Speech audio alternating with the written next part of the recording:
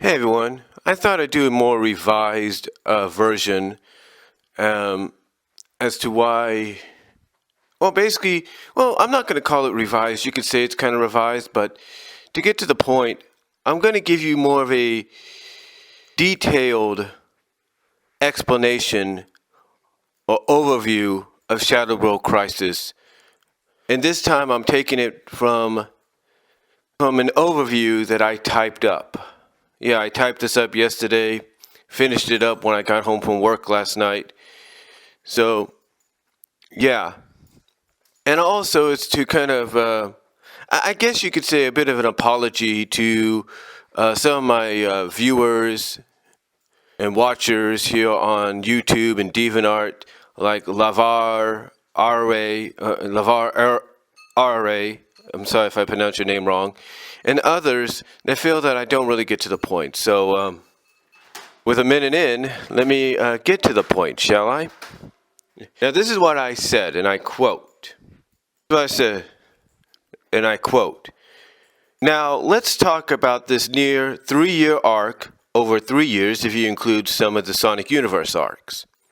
First of all, this is a story arc that could have easily been done within a year's time, just like the Iron Dominion arc was done in, or even within the span of 6 issues. But did Ian want to do that? Nope.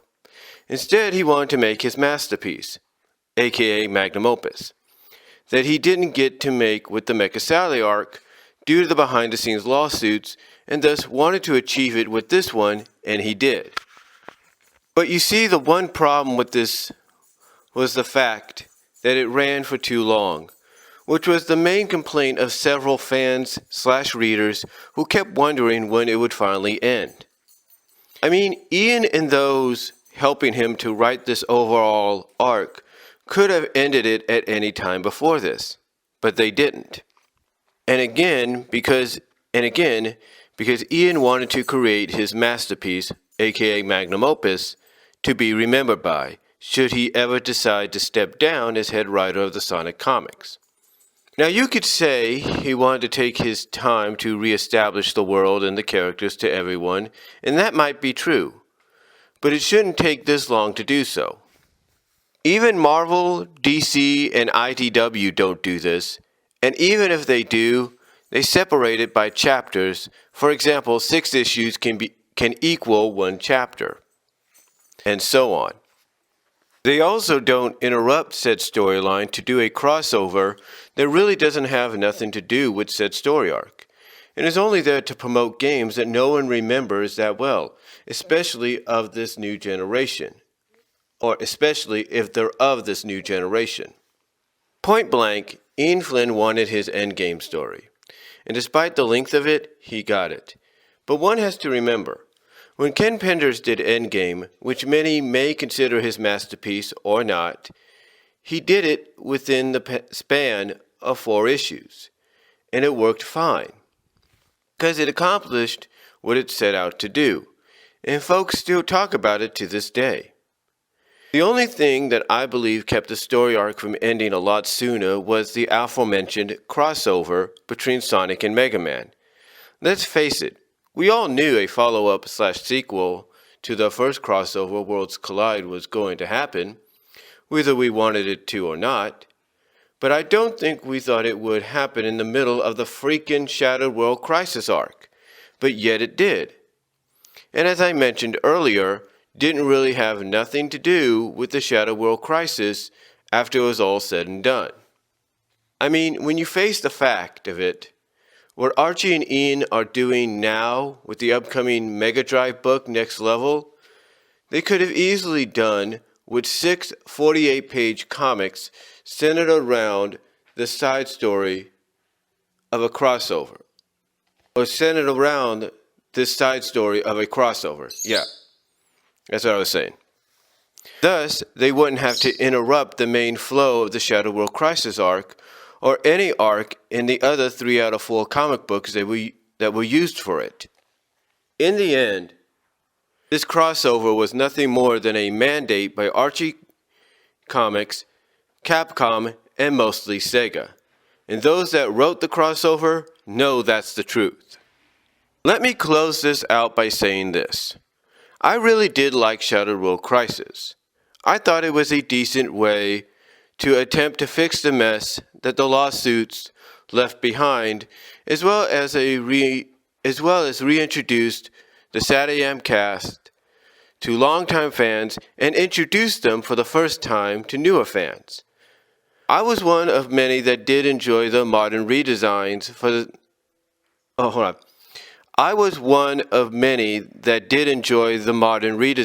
the SatAM characters that were done for the soft retcon/rebooted world, and did enjoy how some of the SatAM cast got additional characteristics added to them, like Sally not knowing how to cook well, or Bunny knowing how to sing and play guitar. Those I did enjoy. So again, overall, I did enjoy the arc, and some of the side arcs, like Spark of Life, which gave some much needed background and character development to/for Nicole, which many like myself did enjoy, and I will admit some didn't. But the overall takeaway with this discussion, along with the review that came before this, is that this entire arc could have been done and over with